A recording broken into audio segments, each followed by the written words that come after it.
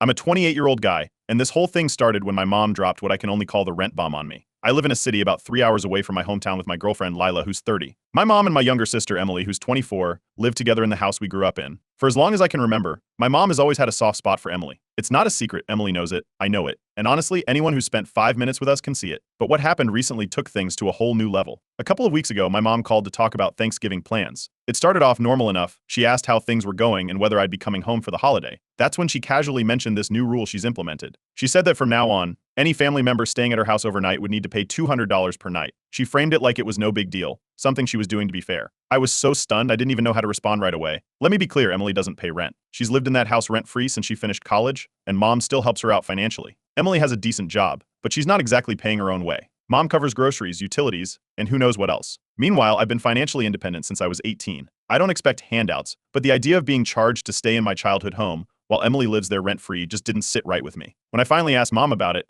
she gave me this rehearsed-sounding explanation about how it's only fair because I don't contribute to the household like Emily does. She kept repeating that Emily is there full-time and helps with things around the house, while I only visit occasionally. The way she said it, you'd think Emily was single-handedly keeping the house from falling apart. I pointed out that Emily doesn't pay for anything, and she brushed it off like it was irrelevant. It was obvious she didn't see an issue. I wish I could say this kind of favoritism was new, but it's not. Growing up, Emily always got the better deal. When I got my first job at 16, mom said it was time for me to start saving for college and made me cover my own expenses. Emily, on the other hand, got to keep all the money from her part-time job for fun stuff. If I wanted to do anything outside the house, I had to save up or find a way to make it happen. Emily always had mom's wallet as a safety net. After that call, I was livid. I told Lila what happened, and she was just as shocked as I was. Lila has always been great about helping me navigate my family dynamics, but even she couldn't believe my mom was serious. Her advice was simple. I needed to stand my ground and not let my mom guilt me into going along with this ridiculous rule. The next time I called my mom, I tried to talk it through. I explained how unfair it felt to be charged while Emily got a free ride. Mom just doubled down, saying the rule wasn't about Emily, it was about me. She said I should be grateful she was even letting me stay there at all, and that $200 a night was standard if I stayed at a hotel. That's when it hit me she wasn't backing down. In her mind, this rule made sense, and no amount of logic was going to change that. My dad is still in the picture, but he's always been the kind of guy who avoids conflict. When I brought it up to him, he shrugged and said something about how it's her house, her rules. He didn't agree with her, but he wasn't going to stand up to her either. That was no surprise. Growing up, Dad never got involved when it came to issues between mom and us kids. Emily, of course, wasn't much help.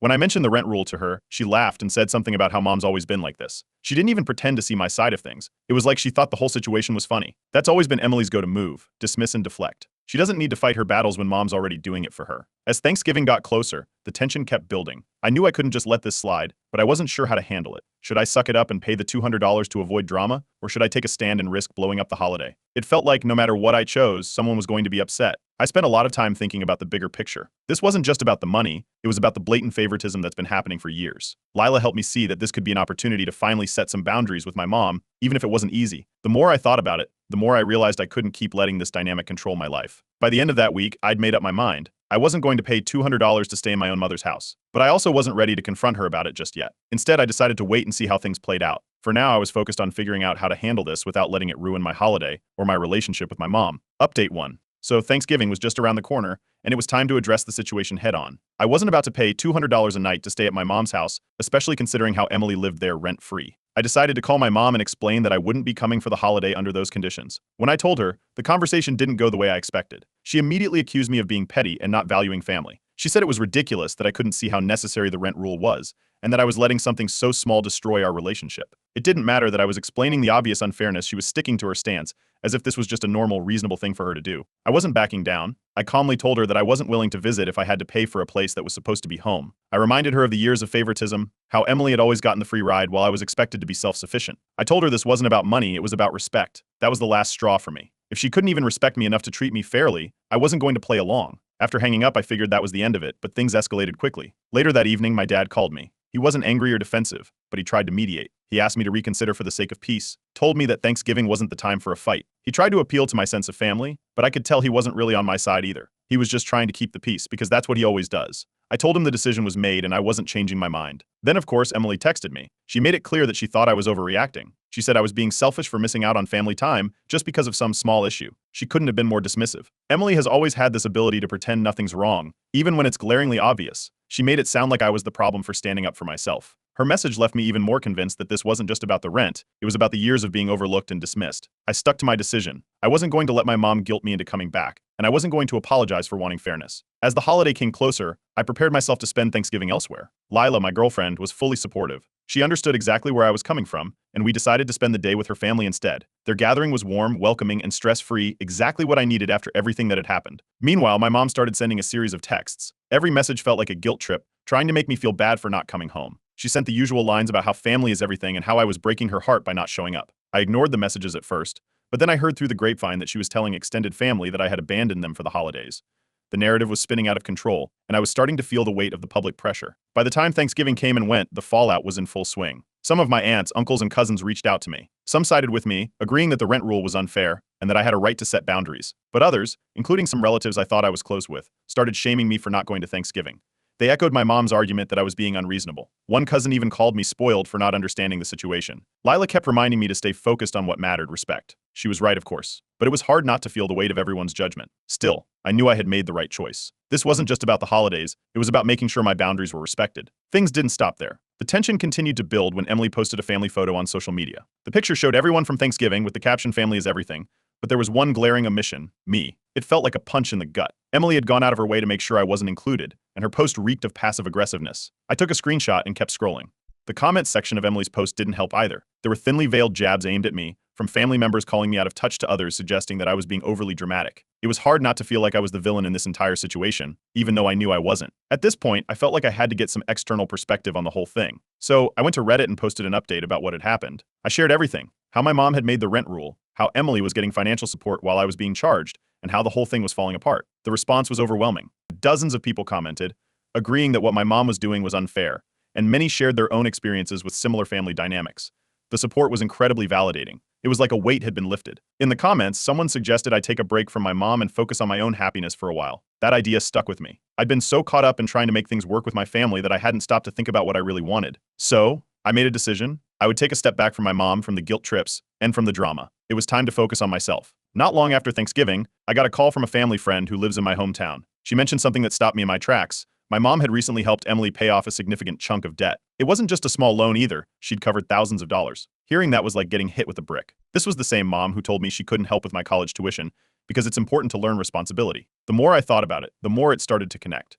Emily had always seemed to land on her feet, despite making questionable financial decisions. Growing up, I was the one working part-time jobs and saving up while Emily always had the latest gadgets or clothes, courtesy of mom. When I asked for help with school expenses, I got a lecture about independence. Emily, though, she got handouts and praise for the smallest achievements. It wasn't new, but finding out about this debt payoff felt like a new level of unfairness. I told Lila about what I'd learned, and she encouraged me to dig deeper. She pointed out that if my mom was this open about covering Emily's debt, there were probably other financial perks I didn't know about. I hesitated at first. Snooping isn't my thing. But the more I thought about it, the more I realized I needed to understand just how deep this favoritism went. A few days later, during a call with my aunt, the topic came up. My aunt confirmed what I suspected. Emily wasn't just living rent-free. She wasn't paying for groceries or utilities either. Mom was covering everything. When I asked why, my aunt shrugged and said, "Your mom thinks Emily has it harder than you." That comment stuck with me. Harder? Emily had all the support in the world, while I'd been fending for myself for years. It was hard not to let my frustration boil over, so I decided to confront my mom directly. I called her and brought up the debt payoff, the rent-free living, and the grocery situation. She didn't deny any of it. Instead, she brushed it off, saying Emily needed more help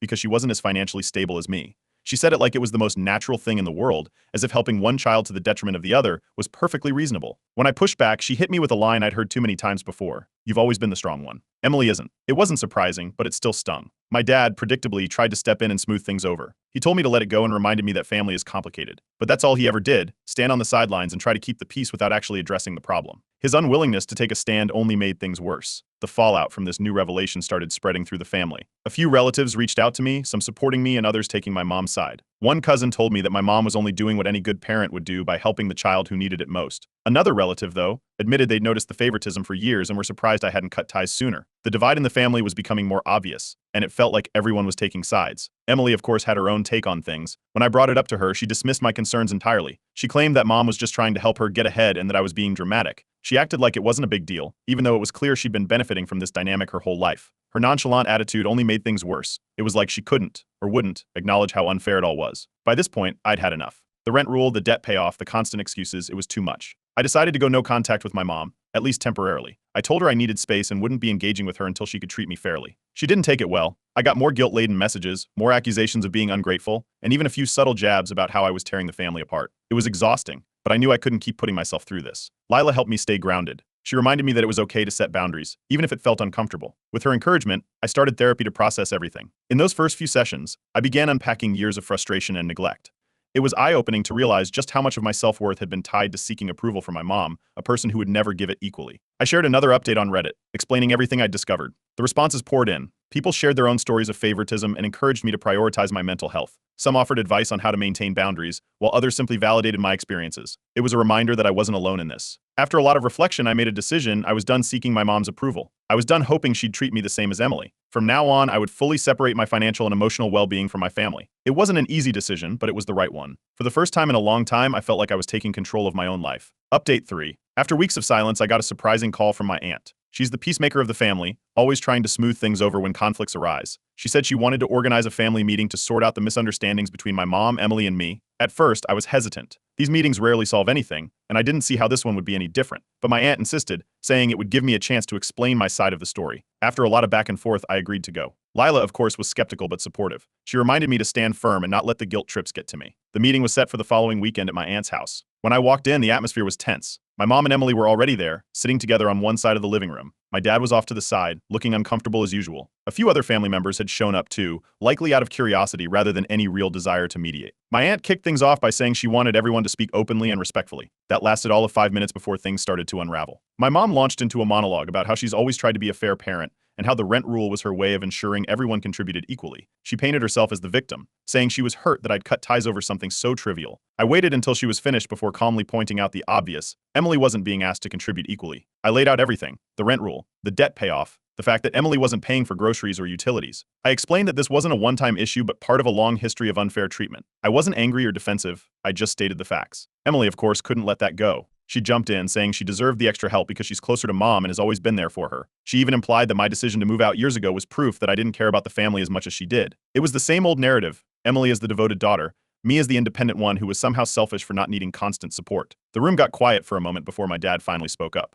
For the first time, he admitted he didn't agree with the rent rule and thought it was unfair. He said he'd kept quiet because he didn't want to upset my mom, but it was clear he didn't fully support her decisions. It was a small victory, but it didn't change much. My mom brushed off his comment, saying she was the one managing the household and that he didn't understand the bigger picture. As the discussion continued, it became clear that the family was divided. Some relatives, like my aunt, started questioning my mom's behavior. They pointed out that the rent rule seemed unnecessary and that helping one child at the expense of the other wasn't fair. Others, however, sided with my mom, saying she had the right to set rules for her house and that I was being too rigid. The lines were drawn, and it was clear this wasn't going to be resolved anytime soon. At one point, my mom's facade cracked. She seemed genuinely regretful, saying she didn't want to lose her relationship with me. But the moment didn't last. She quickly reverted to her defensive stance, insisting that everything she'd done was for the good of the family. By the end of the meeting, I reiterated my boundaries. I made it clear that I wasn't going to visit as long as the rent rule was in place. My mom didn't respond, and the meeting ended without any real resolution. On the drive home, Lila pointed out how unhealthy the family dynamics were. She said it was obvious that my mom and Emily thrived on this system of favoritism and that breaking away from it was the best thing I could do. In therapy, I started to unpack more of the patterns I'd noticed during the meeting. My therapist helped me see how my mom's behavior wasn't just about favoritism. It was a form of control. By keeping Emily dependent and pushing me away, she was maintaining a dynamic that allowed her to feel needed and in charge. Meanwhile, the Reddit thread I'd posted about the situation was still gaining traction. More people shared their stories of dealing with similar family issues, and their advice and encouragement were a huge source of comfort. It felt good to know I wasn't alone in this. After the meeting, my mom stopped reaching out altogether. The silence was both a relief and a source of conflict. Part of me wanted her to acknowledge her mistakes, but another part of me knew that was unlikely. Emily, on the other hand, kept the drama alive. She posted cryptic comments on social media about family loyalty and how some people only care about themselves. It was obviously directed at me, but I ignored it. The turning point came when I realized I didn't need my mom's validation anymore. I'd spent years trying to earn her approval, but it was never going to happen. With Lila's support and the progress I was making in therapy, I decided to focus on building a life that made me happy. The family drama would always be there, but it didn't have to define me. Update 4. The silence from my mom stretched on for weeks after the family meeting. I thought she might have finally given up, but it turns out she'd just shifted her strategy. Instead of reaching out directly, she used Emily as her go-between. Emily called me one evening, acting like she was trying to mediate, but it didn't take long for her real intentions to come out. She accused me of tearing the family apart and insisted that I was overreacting to what she called a minor issue. It was the same dismissive attitude she always had, but this time she threw in a few guilt-tripping lines that were clearly rehearsed. Emily's involvement didn't stop there. She started escalating the situation by messaging me about how I was being selfish and how mom was heartbroken. It was all part of the same pattern, mom using Emily to apply pressure while staying in the background herself. I ignored most of it, but then I got a call from a cousin that made my blood boil. My cousin let it slip that my mom was planning to sell some family heirlooms. These weren't just any items, they were things with deep sentimental value, like my grandfather's old pocket watch, which he'd left to our family when he passed. I asked if there had been any discussion about it, and of course there hadn't. Mom had already promised Emily the proceeds from the sale. It felt like yet another slap in the face. Not only was she dismissing my connection to these items, but she was also using them to funnel more financial support to Emily. I couldn't let that go. I called my mom to confront her about the heirlooms. The conversation quickly turned into a heated argument. She didn't deny anything. She said she was selling the items because they were just collecting dust and Emily needed the money more than I did. When I brought up the sentimental value, she waved it off, saying I didn't even live nearby to appreciate them. She went on to justify her actions by claiming Emily deserved more, because she planned to stay close and take care of her in her old age. It was clear she saw this as a transaction. Emily's loyalty bought and paid for with family treasures. Later, my dad called me privately to apologize. He admitted he didn't agree with what mom was doing, but said he felt powerless to change her mind. It was the same thing I'd heard a dozen times before, and honestly, it didn't make much of a difference. His passivity had allowed this dynamic to continue for years, and now it was too far gone. Frustrated, I turned back to Reddit and shared an update about the heirlooms. The post blew up, gaining traction on our Best of Redditor updates and sparking a huge discussion about family favoritism and entitlement. People were outraged on my behalf, and many shared their own experiences with similar situations. It was validating to see so many people agree that my mom's behavior was unfair, but it also made me realize just how common this kind of dysfunction is. Lila, as always, had my back. She suggested we start creating our own family traditions, ones that didn't involve my mom's manipulations. It was a small idea, but it made a big difference. We started brainstorming ways to make the holidays special without the usual drama, and for the first time in years, I felt like I could look forward to the season. During one of my therapy sessions, I brought up the heirloom issue. My therapist helped me connect the dots between my mom's actions and the larger pattern of undervaluing me. It wasn't just about the items, it was about how she consistently prioritized Emily, financially and emotionally, while expecting me to fend for myself. Identifying that pattern gave me more clarity about what I needed to do next. Meanwhile, my mom wasn't done. She called a family meeting, without inviting me, and announced that Emily would inherit the family house. She told everyone it was because Emily was the only one who truly loves me. An uncle who'd been quietly supportive of me finally spoke up, calling out her blatant favoritism. That only made things worse. The family was now fully divided, with some relatives siding with me and others doubling down on my mom's narrative. Emily, of course, took the opportunity to stir the pot. She started spreading rumors that I'd always been jealous of her relationship with mom.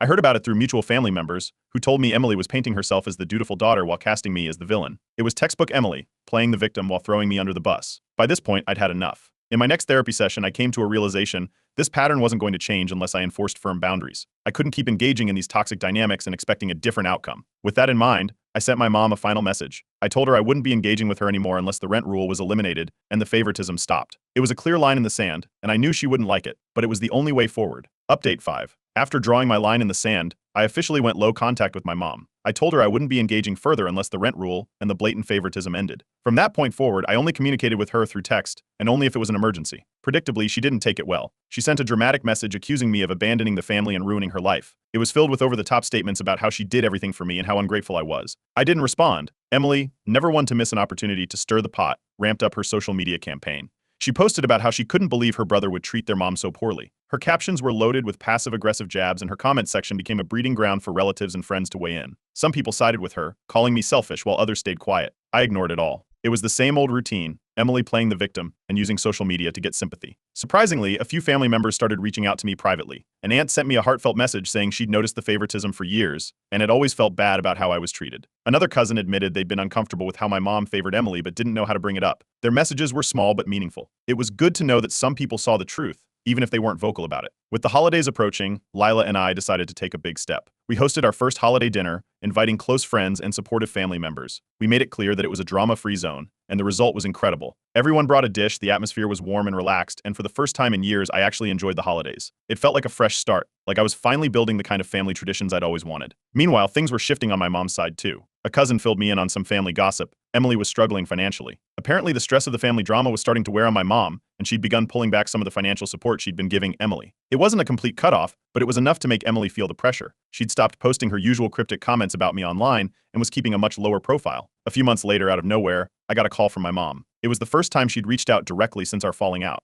Her tone was different, calmer, almost regretful. She asked if we could meet to talk things through. I agreed, but made it clear that I wasn't budging on my boundaries. If she wanted a relationship with me, it would have to be on equal terms. We met at a neutral spot, a small cafe halfway between my place and hers. She started by offering what I can only describe as a half apology. She said she never meant to hurt me and that she just wanted things to be fair. It wasn't the full acknowledgement I'd hoped for, but it was something. I stayed calm and reiterated my stance. The rent rule and the favoritism had to stop if she wanted me to be part of her life. She didn't argue, but she also didn't fully commit to change. It felt like she was testing the waters, trying to gauge how much she needed to concede to keep me in her life. I left the meeting feeling cautiously optimistic but prepared for the possibility that nothing would change. My dad, true to form, reached out privately after the meeting. He said he regretted not standing up for me more over the years and wished he'd handled things differently. It was a bittersweet moment. While his words meant something, his inaction had allowed this dynamic to persist for so long that it was hard to feel fully reconciled. As for Emily, she'd gone almost radio silent. Her social media posts had shifted from family loyalty jabs to more generic content, and she wasn't engaging in the same drama she had before. It seemed like her struggles were forcing her to focus inward for once. Now, I'm in a place where I feel free. Lila and I have built a life that's completely separate from the toxicity of my mom's favoritism. Therapy has been a huge help, giving me the tools to let go of the need for my mom's approval. Instead, I've found fulfillment in the relationships that truly matter. I posted a final update on Reddit, thanking everyone for their support and sharing the progress I've made. The response was overwhelming. People who'd followed my story from the beginning chimed in with congratulations and shared how my journey had inspired them to set boundaries in their own lives. It was a full circle moment, knowing that my story had helped others the way their advice had helped me.